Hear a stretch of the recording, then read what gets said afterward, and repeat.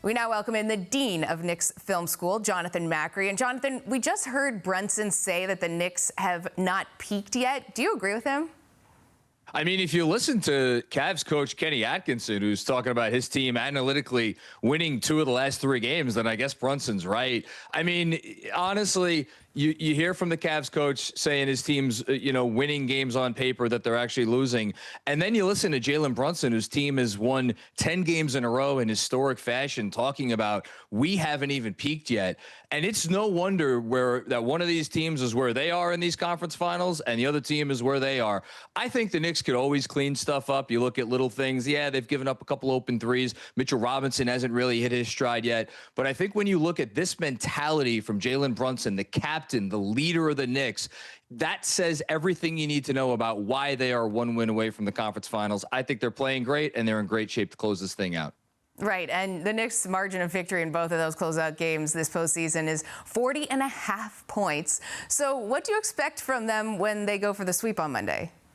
I think they're going to show up. If it's, one thing that they've proven over the course of this postseason is that they are taking every one of these games as if they don't win it, their season is going to be over. So I think this really just comes down to Cleveland. And you saw in the fourth quarter, last night that they kind of let go of the rope.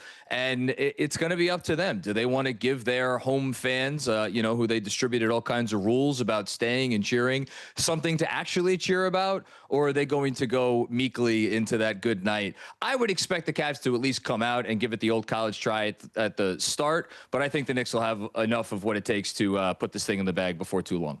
Right. They say the fourth win is the hardest one to win. Now, this team has gotten contributions up and down the lineup throughout the series. So if you had to turn in your ballot, who is your Eastern Conference Finals MVP?